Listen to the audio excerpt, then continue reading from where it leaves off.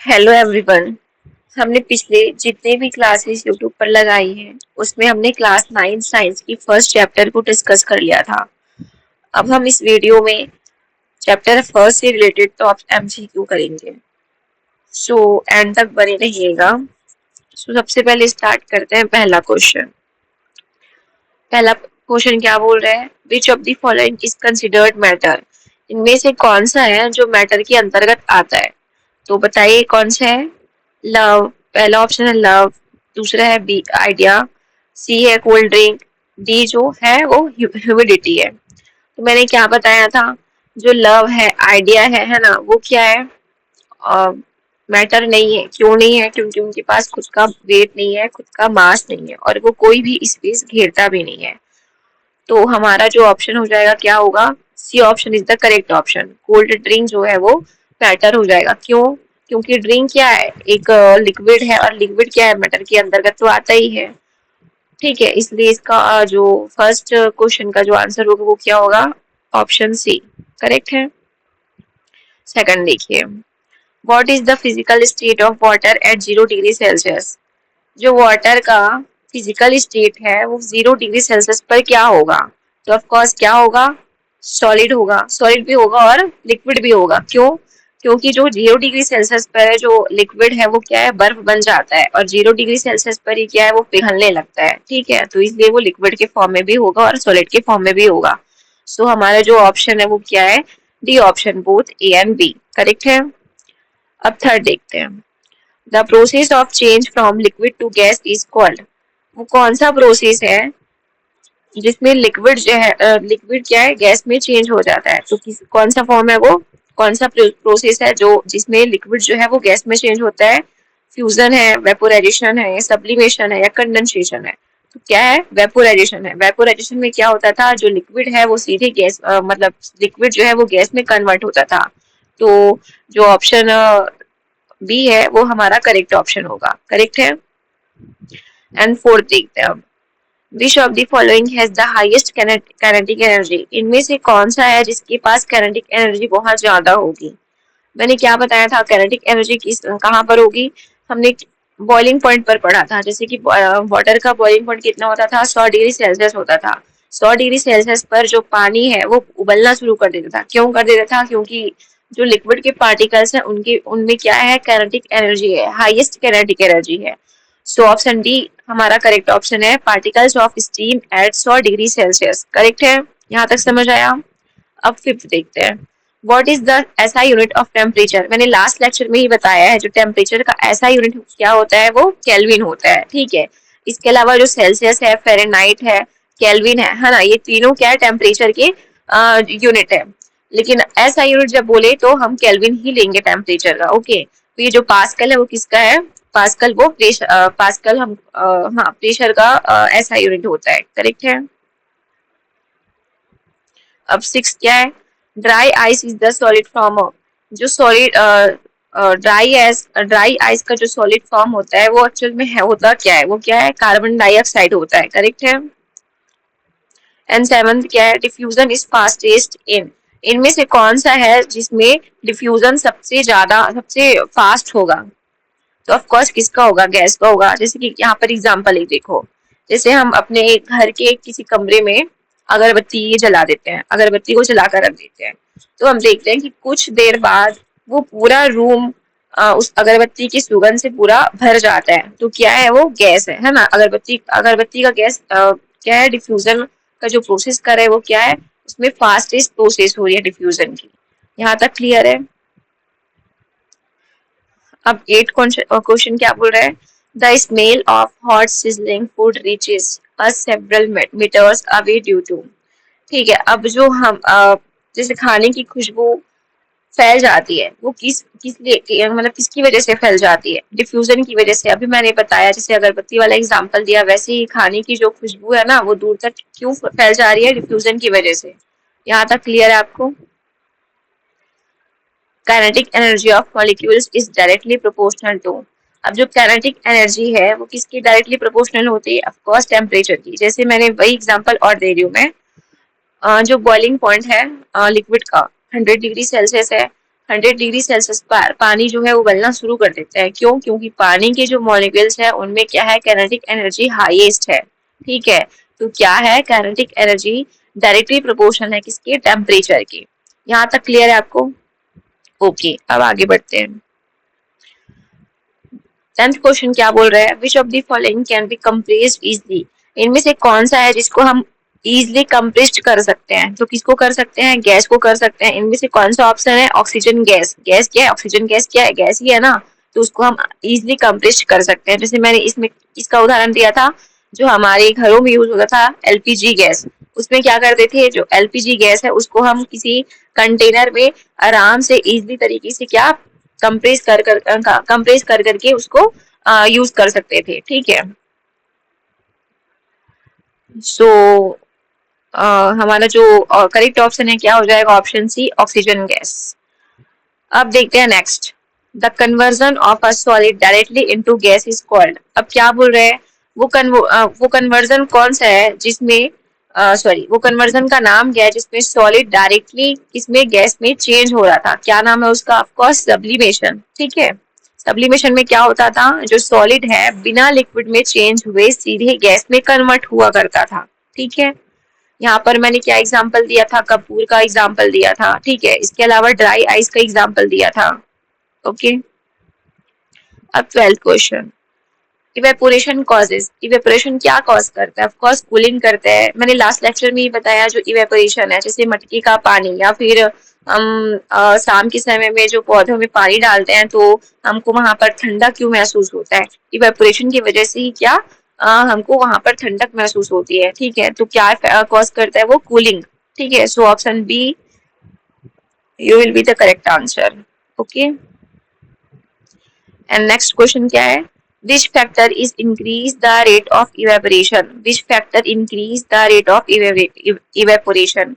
कौन सा फैक्टर है जो इवेपोरेशन की रेट को इंक्रीज करता है, तो कौन सा है, डिक्रीज इन सरफेस एरिया, नहीं, डिक्रीज नहीं, जितना सरफेस एरिया जितना बड़ा होगा उतना मतलब उतना ही ज्यादा इवेपोरेशन होगा। ठीक है, तो ये ऑप्शन तो नहीं होगा क्योंकि यहाँ पर डिक्रीज बोला है। इंक्रीज इन ह्यूमिडिटी यहाँ पर भी नहीं होगा, जितना वायु में मतलब विंड में जो ह्यूमिडिटी है वो कम रहेगी उतना उतनी ही इवेपोरेशन की जो रेट है वो उतनी ही ज्यादा होगा। ठीक है, इंक्रीज इन वाइंड स्पीड, तो यही करेक्ट ऑप्शन होगा। अगर वायु की गति वायुमंडल में मतलब एटमोस्फियर में वायु की गति अगर ज्यादा है तो इवेपोरेशन की रेट भी उतनी ही ज्यादा होगी। ठीक है, उतना ही ज्यादा होगा। डिक्रीज इन टेम्परेचर नहीं, डिक्रीज इन टेम्परेचर नहीं, इंक्रीज इन टेम्परेचर होना चाहिए था यहाँ पर। क्यों? क्योंकि अगर टेम्परेचर ज्यादा है तो ऑफ कोर्स इवेपोरेशन की जो रेट है वो क्या होगी, वो भी इंक्रीज ही होगी। यहाँ तक क्लियर है? सो नेक्स्ट आगे बढ़ते हैं हम। The force of attraction between particles is maximum in.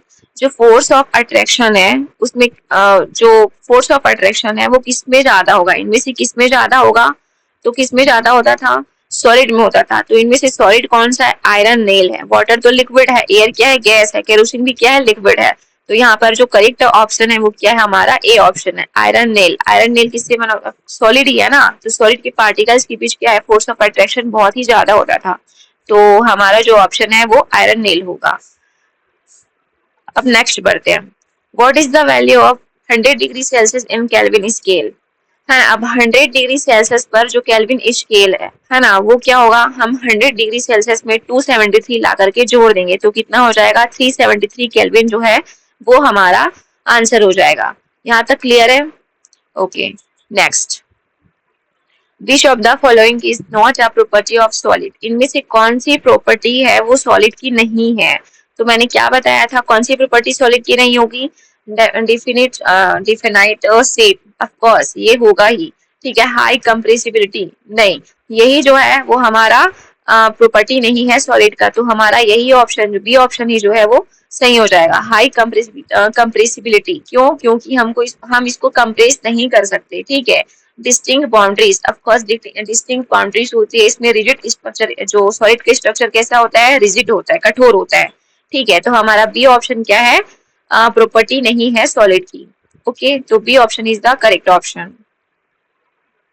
Next, LPG used in our homes is, अभी मैंने बताया एलपीजी है ना, एलपीजी क्या है, गैस है, ठीक है। एलपीजी का फुल फॉर्म पूछा है यहाँ पर, तो क्या होगा, liquefied petroleum gas. So option B is the correct option, ठीक है। अब नेक्स्ट पढ़ते हैं। During summer water kept in an earthen pot becomes cool because of, क्यों, इवेपोरेशन की वजह से, अभी मैंने बताया, ठीक है। यहाँ तक समझ आया। जो पॉट है वही मटके का पानी कैसे ठंडा होता है, तो यही क्वेश्चन है, यही पर पूछा गया है किस लिए होता है, क्या कारण है उसका, इवेपोरेशन ही उसका कारण है, ठीक है। Next, which state of matter consists of super energetic particles in the form of ionized gas, ठीक है। अब क्या है यहाँ पर, मैंने क्या बताया था, जो मैटर की स्टेट है, मेनली हम तीन पढ़ते हैं, लेकिन मैंने ये भी बताया था कि दो और होते हैं, क्या कौन कौन से होते हैं, एक प्लाज्मा होता है और पांचवा कौन सा होता है, चौथा जो है प्लाज्मा होता है और पांचवा जो होता था वो बोस आइंस्टीन होता था, ठीक है। इसको बोस आइंस्टीन कंडेंसेट बोलते हैं उसको, हम इसको बी से मतलब दर्शाते हैं शॉर्ट फॉर्म में। तो इसमें क्या बोल रहे हैं, इसमें क्या है, super energetic particles in the form of ionised gas. इनमें से कौन सा स्टेट ऑफ मैटर है जिसमें सुपर एनर्जी होती है, ठीक है, और वो आयोनाइज्ड गैस होता है, कौन सा होता है, तो प्लाज्मा होता है, ठीक है। यहाँ पर याद रखिएगा आप लोग। तो option B is the correct option, ठीक है, प्लाज्मा स्टेट। नेक्स्ट पढ़ते हैं, latent heat of fusion is used to, अब लेटेंट हीट क्या होता था, अवस्था परिवर्तन की समय स्टेट पर जब चेंज हो रहा होता है तब टेम्परेचर क्या होता है, कांस्टेंट होता है, तो यही क्या होता था, लेटेंट हीट होता था। अब यहाँ पर क्या बोल रहे हैं, latent heat of fusion is used to, ठीक है, increase temperature, break force of attraction and increase pressure, change gas into liquid. तो ऑप्शन क्या हो जाएगा, ब्रेक फोर्स ऑफ अट्रैक्शन। यहाँ पर क्या हो रहा है, लेटेंट हीट क्या होता था, जब अवस्था परिवर्तन हो रहा है, ठीक है, फेज इस जो मैटर है, जो सब्सटेंस है, उसका जो फेज है वो जब चेंज हो रहा है, ठीक है, तो उस समय क्या होता था, जो फोर्स ऑफ अट्रैक्शन होता था वो ब्रेक होता था, तो यही बोल रहे हैं, ठीक है, latent heat of fusion is used to break force of attraction. So option B is the correct option, ठीक है। नेक्स्ट आगे बढ़ते हैं, fluorescent tubes and neon signs bulb glow because of, अब ट्यूब और हम ट्यूब लाइट्स में हम फ्लोरोसेंट ट्यूब में हम किसका, नियॉन का यूज करते हैं, है ना। नियॉन एक गैस है, अक्रिय गैस है, जिसको हम निष्क्रिय गैस भी बोलते हैं, नोबल गैस भी बोलते हैं। तो क्यों करते हैं, कारण क्या है ना, किसकी वजह से, प्रेजेंस ऑफ प्लाज्मा, उसमें प्लाज्मा होती है, यहाँ पर मैंने बताया ना अभी, जो आयोनाइज्ड गैस होती है वो क्या है, प्लाज्मा स्टेट होती है। तो इसी गैस को हम क्या करते हैं, उस बल्ब में भरते हैं, ठीक है, नियॉन के साथ साथ, इसीलिए क्या करता है, बल्ब क्या करता है, ग्लो करता है, ओके। तो option C is the correct option, presence of plasma, ठीक है। Next, which of the following will produce severe burns, अगर यहाँ पर क्या बोल रहा है, which of the following will produce severe burns, अगर हम किसी चीज को बंद करते हैं, जलाते हैं, तो क्या होगा, भाप बनेगा, ऑफ कोर्स भाप ही बनेगा ना 100 डिग्री सेल्सियस पर। तो यहाँ पर समझ आया क्या बोल रहे हैं, which of the following will produce severe burns, इसका क्या मतलब है, अब जब हम किसी चीज को जला रहे हैं तो क्या होता है, भाप के फॉर्म में उड़ता है ना, जिसको हम स्टीम भी बोलते हैं। तो यहाँ पर ऑप्शन क्या हो जाएगा, स्टीम, ठीक है, स्टीम क्या है, करेक्ट ऑप्शन है, ऑप्शन क्वेश्चन नंबर 22 का, okay. Next, humidity is the amount of blank present in the air, अब humidity is the amount of blank present in the air, अगर humidity एयर में present है तो यहाँ पर क्या होगा, वाटर वेपर, है ना, वाटर जो है वेपर के फॉर्म में बाहर निकलेगा, ठीक है। और ह्यूमिडिटी किसको कॉज करता है, किसको अफेक्ट करता है, इवेपोरेशन को, अगर वायुमंडल में, एटमॉस्फेयर में क्या ह्यूमिडिटी है तो इवेपोरेशन नहीं होगा, ठीक है। तो यहाँ पर क्या हो जाएगा, जो क्वेश्चन है, जो क्वेश्चन नंबर 23 है, उसका ऑप्शन क्या हो जाएगा, वाटर वेपर होगा, ठीक है। अब बढ़ते हैं next, the density of substance is defined as, density क्या होती है, मास पर यूनिट वॉल्यूम होती है, ठीक है, डेंसिटी क्या होती है, density is equal to mass per unit volume, ठीक है, मास ऊपर में रहेगा और यहाँ पर डिवाइड वॉल्यूम, तो यही बोल रहे हैं डेंसिटी का फॉर्मूला पूछ रहा है यहाँ पर बेसिकली। तो क्या होता है mass per unit volume. So option A is the correct option. Okay, अब बढ़ते हैं next. A sponge can be compressed because, जो स्पॉन्ज है उसको हम कंप्रेस कर पाते हैं, क्यों कर पाते हैं, क्योंकि उसमें माइन्यूट होल्स होता है विथ द एयर, ठीक है, उसमें एयर के साथ साथ उसमें जो बहुत छोटे छोटे होल्स होते हैं, इसी वजह से स्पॉन्ज को हम क्या कंप्रेस कर पाते हैं। क्लियर है यहाँ तक? अब next, matter is made up of very small, जो मैटर है वो छोटे छोटे पार्टिकल से ही मिलकर बने हैं ना, तो यहाँ पर पूछ रहे हैं matter is made up of very small particles. Okay, stone से तो नहीं बने होते, थ्रेड से भी नहीं बने होते, एटम्स, ओनली एटम्स बोला है तो नहीं, पार्टिकल्स से मिलकर बनते हैं, ठीक है।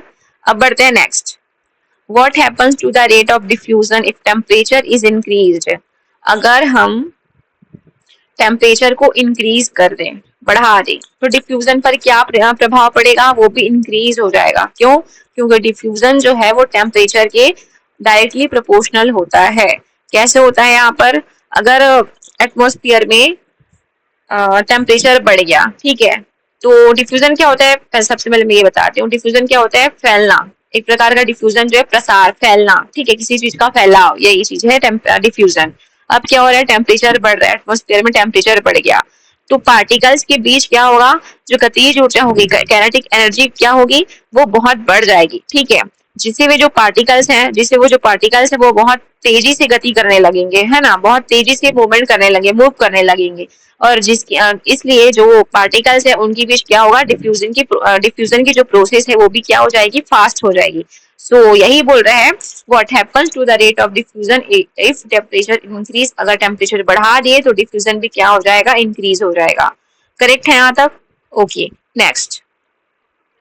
Which of the following is the fifth state of matter. अब मैंने क्या बताया, ऊपर मैंने फोर्थ स्टेट बताया था प्लाज्मा, फिफ्थ पूछ रहा है यहाँ पर Bose Einstein condensate. Okay, next. Acetone feels cold on our palm because it, अब जो मैंने एसीटोन पढ़ाया था लास्ट लेक्चर में, जो क्या होता था, एसीटोन क्या होता था, नेल पेंट रिमूवर हुआ करता था, उसको हम अगर हाथ में लेते हैं, थोड़ा सा भी हाथ में हमारा पड़ जाता है ना, तो हमको क्या कोल्ड फील होता है, ठंडा फील होता है, ठीक है, तो किस लिए होता है, मतलब कारण पूछा है यहाँ पर, एब्जॉर्ब एनर्जी एंड इवेपोरेट, वो एनर्जी को क्या करता है, एब्जॉर्ब कर लेता है, अवशोषित कर लेता है, और क्या इवेपोरेट हो जाता है, इसी वजह से जो है वो हमारा हाथ क्या थोड़ा ठंडा सा लगता है। क्लियर? अब लास्ट क्वेश्चन है, the boiling point of water at sea level is. अब यहाँ पर पूछ रहा है सी लेवल में बॉइलिंग पॉइंट क्या होगा वाटर का बॉइलिंग पॉइंट सी लेवल पे क्या होगा, चाहे सी लेवल हो चाहे किसी भी लेवल हो, वाटर का बॉइलिंग पॉइंट हमेशा 100 डिग्री सेल्सियस ही होगा। क्लियर है यहाँ तक? सो हमने यहाँ पर चैप्टर फर्स्ट से रिलेटेड टॉप 30 एमसीक्यू देख लिए हैं, जो पीवाईक्यू भी है इनमें से कुछ कुछ, ठीक है। आई होप आपको ये वीडियो समझ में आया होगा, इनमें जितने भी इम्पोर्टेंट मैंने एमसीक्यू कराए हैं वो आपको क्लियर होगा। अगर कुछ भी डाउट होता है आपको तो आप वीडियो के नीचे कमेंट कीजिएगा, मैं उसका आंसर जरूर दूंगी। ओके, सो वीडियो को यहीं एंड करते हैं। Thank you so much.